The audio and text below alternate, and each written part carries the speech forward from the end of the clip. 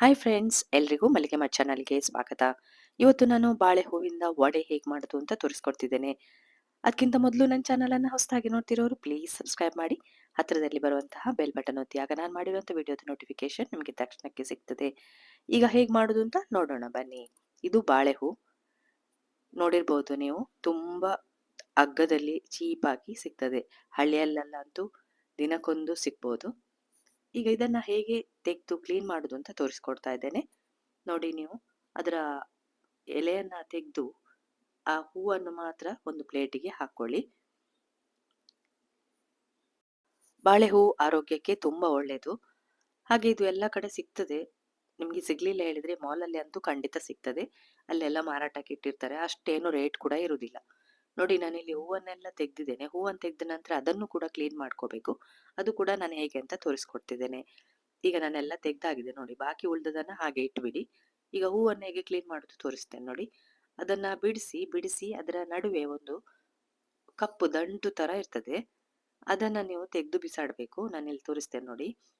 ಮಿಡ್ಲಲ್ಲಿ ಒಂದು ಕಪ್ಪು ಊ, ಒಂದು ಗುಂಡಿಗಿದ್ದಾಗಿದೆ. ಅದನ್ನ ತೆಗೆದು ಬಿಸಾಡಿ ಕ್ಲೀನ್ ಮಾಡಿ ಇಟ್ಕೊಳ್ಳಿ. ಎಲ್ಲದರದ್ದು ತೆಗಿಲೇಬೇಕು. ಅದೊಂಥರ ಗಟ್ಟಿಯಾಗಿರ್ತದೆ. ಅದನ್ನ ಹೆಚ್ಚಾಗಿ ಪದಾರ್ಥಕ್ಕೆ ಹಾಕುದಿಲ್ಲ. ಅದಕ್ಕಾಗಿ ನಾವೆಲ್ಲ ತೆಗೆದು ಅದನ್ನ ಬಿಸಾಡಿ ಕ್ಲೀನ್ ಮಾಡಿ ಇಟ್ಕೊಂಡಿರ್ತೇವೆ.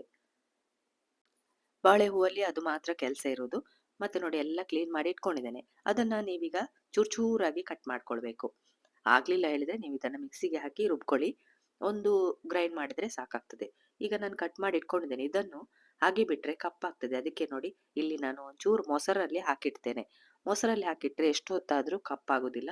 ಅದು ಬಿಳಿಯಾಗೇ ಇರ್ತದೆ. ಇದನ್ನ ಟಿಪ್ಸ್ ಅಂತ ತಿಳ್ಕೊಬಹುದು ನೀವು. ಎಲ್ಲವನ್ನ ಕಟ್ ಮಾಡಿ ಅದ್ರೊಳಗೆ ಹಾಕೊಂಡಿದ್ದೇನೆ. ಈಗ ಇರೋದು ಹೂವು. ಅದರ ಮಿಡ್ಲಲ್ಲಿ ಇರ್ತದೆ ನೋಡಿ, ಪೂಂಬೆ ಅಂತ ಹೇಳ್ತಾರೆ. ಹೂವು ಅದು. ಅದನ್ನ ಒಂದು ತುದಿ ಕಟ್ ಮಾಡಿ ಕೊಚ್ಬೇಕು ನೀವು. ನೋಡಿ ಚೂರಿಯಲ್ಲಿ ಈ ತರ ಕೊಚ್ಬಿಡಿ. ನಂತರ ಅದನ್ನ ಕಟ್ ಮಾಡಿ ಅದೇ ಮೊಸರಿಗೆ ಹಾಕೊಳ್ಳುದು. ಇಲ್ಲಿ ನಾನು ನಿಮ್ಗೆ ತೋರಿಸ್ತಿದ್ದೇನೆ ಯಾವ ತರ ಮಾಡುದು ಅಂತ. ಅದೇ ತರ ಮಾಡ್ಕೊಳ್ಳಿ. ಆಗ್ಲಿಲ್ಲ ಅಂದ್ರೆ ನೀವು ಕಟ್ ನಿಮ್ಗೆ ಹೇಗೆ ಆಗ್ತದೆ ಹಾಗೆ ಮಾಡ್ಕೋಬಹುದು. ಕೈ ಎಲ್ಲ ಸ್ವಲ್ಪ ಕಪ್ಪಾಗ್ಬೋದು ಅದರ ಸೊನೆಗೆ. ತೊಂದ್ರೆ ಇಲ್ಲ. ಅದು ಸ್ವಲ್ಪ ಟೈಮಲ್ಲೇ ಹೋಗ್ತದೆ ಅದು. ನೀವು ಸೋಪ್ ಹಾಕಿ ತೊಳೆದ್ರೆ ಹೋಗ್ತದೆ. ನೋಡಿ ಈ ತರ ಕಟ್ ಮಾಡ್ಕೊಳ್ಬೇಕು. ಕಟ್ ಮಾಡಿದ್ದನ್ನ ಪುನಃ ನೀವು ಅದನ್ನ ಮೊಸರಲ್ಲೇ ಹಾಕಿಡ್ಬೇಕು. ಆಗನೇ ಅದು ಕ್ಲೀನ್ ಆಗಿ ಇರೋದು. ಅಂದ್ರೆ ಬಿಳಿಯಾಗಿ ಇರ್ತದೆ.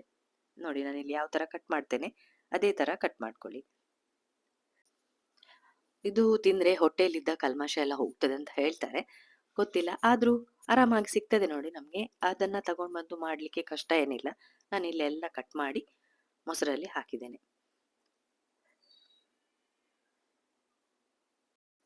ಮೊಸರಿಗೆ ಉಪ್ಪೇನು ಹಾಕಬೇಡಿ. ಹಾಗೆ ನೆನ್ಸಿಟ್ರೆ ಆಯ್ತು. ಇಲ್ಲಿ ನಾನು 1 ಕಪ್‌ನಷ್ಟು ಕಡಲೆಬೇಳೆಯನ್ನ ನೆನ್ಸಿಟ್ಕೊಂಡಿದ್ದೇನೆ. ಒಂದ್ 2 ಗಂಟೆ ನೆನ್ಸಿಟ್ರೆ ಸಾಕಾಗ್ತದೆ. ನೀವು ಕಟ್ ಮಾಡ್ಕೊಳ್ಳುವ ಮೊದಲೇ ಹೂವನ್ನು ಕಟ್ ಮಾಡ್ಕೊಳ್ಳುವ ಮೊದಲೇ ನೆನ್ಸಿಟ್ಕೊಳ್ಳಿ. ಹಾಗೆ ಇಲ್ಲೀಗ 1 ಕಪ್‌ನಷ್ಟು ನಾನು ಕಡಲೆಬೇಳೆಯನ್ನ ತೆಗೆದಿಟ್ಕೊಳ್ತಾ ಇದ್ದೇನೆ. ಅದನ್ನ ಬದಿಗಿಟ್ಕೊಳ್ಳಿ. ನಂತರ ಒಂದು ಮಿಕ್ಸಿ ಜಾರಿಗೆ ಈ ಕಡಲೆಬೇಳೆಯನ್ನ ತೊಳೆದು ಹಾಕಿಕೊಳ್ಳಿ. ಹಾಕಿದ ನಂತರ ನಾವು ನೆನೆಸಿಟ್ಕೊಂಡ ಬಾಳೆ ಹೂವು ಇದೆ ನೋಡಿ, ಕಟ್ ಮಾಡಿಟ್ಕೊಂಡದ್ದು. ಅದನ್ನ ಇಲ್ಲಿ ಹಾಕಿ. ಎಷ್ಟು ಬೇಕೋ ಅಷ್ಟು ಹಾಕೊಳ್ಳಿ, ತೊಂದರೆ ಇಲ್ಲ. ಇಲ್ಲಿ ನಾನು ಸ್ವಲ್ಪ ಹಾಕ್ತಾ ಇದ್ದೇನೆ ನೋಡಿ.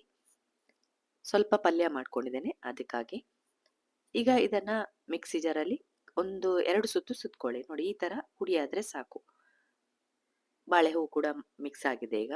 ಇದನ್ನೀಗ ಒಂದು ಪಾತ್ರೆಗೆ ಹಾಕೊಂಡಿದ್ದೇನೆ. ಅದಕ್ಕೆ ಸ್ವಲ್ಪ ಈರುಳ್ಳಿ ಕಟ್ ಮಾಡಿ ಹಾಕಿ. ಹಾಗೆ ಕರಿಬೇವು ಸ್ವಲ್ಪ, ಒಂಚೂರು ಹಸಿಮೆಣಸಿದ್ರೆ ಅದನ್ನು ಕೂಡ ಹಾಕೊಳ್ಳಿ. ಬೇಕಾದ್ರೆ ನೀವು ಇದಕ್ಕೆ ಏನ್ ಬೇಕಾದ್ರೂ ಸೇರಿಸ್ಕೊಳ್ಬೋದು. ನಿಮ್ಗೆ ಏನ್ ಬೇಕೋ ಅದನ್ನ ಸೇರಿಸ್ಕೊಂಡು ಮಾಡ್ಕೋಬಹುದು. ಎಲ್ಲ ಮಿಕ್ಸ್ ಮಾಡಿದ ನಂತರ ಸ್ವಲ್ಪ ಶುಂಠಿ ಪುಡಿಯನ್ನು ಕೂಡ ಇಲ್ಲಿ ಸೇರಿಸ್ತಾ ಇದ್ದೇನೆ. ಸ್ವಲ್ಪ ಗ್ಯಾಸ್ ಅಂತ. ಹಾಗೆ ಸ್ವಲ್ಪ ರುಚಿಗೆ ಎಷ್ಟು ಬೇಕೋ ಅಷ್ಟು ಉಪ್ಪು ಹಾಕಿ ಈ ಕಡಲೆಬೇಳೆ ತೆಗೆದಿಟ್ಕೊಂಡಿದ್ದೇವೆ ನೋಡಿ, ಅದನ್ನು ಕೂಡ ಇಲ್ಲಿ ಹಾಕೋಬೇಕು. ಎಲ್ಲವನ್ನ ಮಿಕ್ಸ್ ಮಾಡ್ಕೊಳ್ಬೇಕು. ನೀವು ಕಡಲೆಬೇಳೆಯ ವಡೆ ಹೇಗೆ ಮಾಡ್ತೀರ ನೋಡಿ ಅದೇ ತರ ಮಾಡ್ಕೊಳ್ಳೋದು. ಒಂದೇ ಅಂದ್ರೆ ನೀವು ಬಾಳೆ ಹೂವನ್ನ ಇಲ್ಲಿ ಕಡಿಯುವಾಗ ಅಂದ್ರೆ ರುಬ್ಕೊಳ್ಳುವಾಗ ಹಾಕೊಂಡ್ರೆ ಆಯ್ತು. ಈ ತರ ವಡೆಯನ್ನ ತಟ್ಕೊಳ್ಳಿ. ಎಣ್ಣೆ ಬಿಸಿಗಿಟ್ಕೊಂಡಿದ್ದೇನೆ ನಾನು.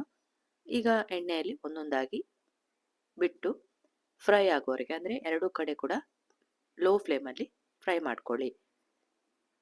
ಚೆನ್ನಾಗಾಗ್ತದೆ. ಇದನ್ನ ನೀವು ಊಟಕ್ಕೆ ಸೈಡ್ ಡಿಶ್ ಆಗಿ ಯೂಸ್ ಮಾಡ್ಕೋಬಹುದು ಅಥವಾ ಟೀಗೆ ಕೂಡ ಇದನ್ನ ತಗೋಬಹುದು. ಆರಾಮಾಗಿ ಒಂದು ವಡೆ ರೆಡಿ ಆಗ್ತದೆ. ನೋಡಿ ಎರಡು ಕಡೆ ಕೂಡ ಬೇಯಿಸಿ ಆಗಿದೆ.